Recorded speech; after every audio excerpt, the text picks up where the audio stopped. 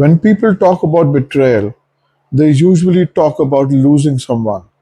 I don't think that's the hardest part.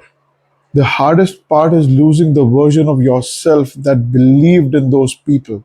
After betrayal, you become suspicious about everything. You replay conversations in your head again and again. You question compliments. You look for hidden motives where there may not be any.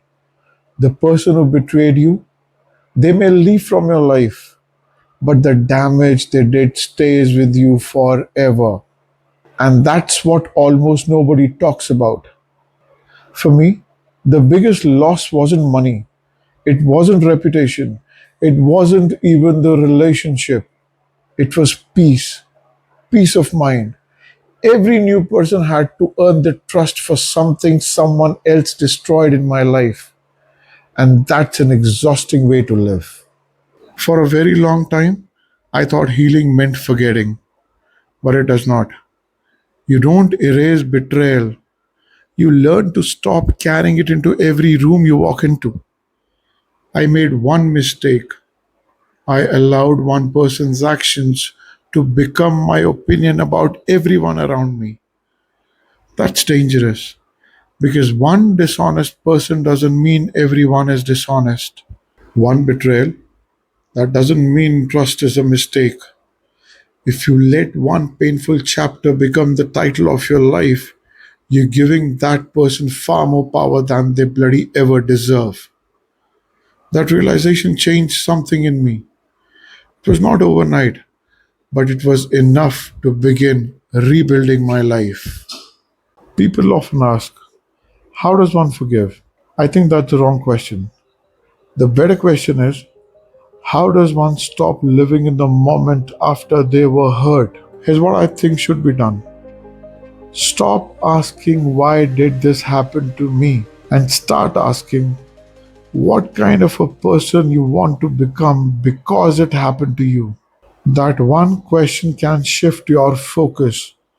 You cannot change the past, but you could decide what it would produce. Either it could produce bitterness for life or wisdom from now on, either fear or a stronger boundary, a closed heart or a wiser one. There is a huge difference. Strong boundaries don't make you cold, they protect your peace without destroying your ability to love. Before I end this video, I want to tell you one last thing. For a very, very long time, I kept asking myself, how do I stop what happened from hurting me? I was asking the wrong question. The better question was, what am I going to do now? Because the people who betrayed me had already taken enough from me. I wasn't going to let them decide the rest of my life too. So I did something that honestly scared me. I started this YouTube channel. Not because I knew anyone would watch it, not because I thought it would be successful. I started because I needed to prove something to myself. That betrayal hadn't written the final chapter of my life. Every time I press upload, I am choosing not to let my past make today's decisions for me. That's my rebuild. If you've been carrying betrayal for a long time, don't try to rebuild your whole life tomorrow. Just do one thing. Make that call you've been avoiding. Send that email you have not sent till now. That's it. One call, one email. Because rebuilding doesn't begin when fear disappears. It begins the moment fear stops making your decisions. Before I go, I want to thank Photoshop Stop. You probably thought you were just leaving a comment, but it stayed with me.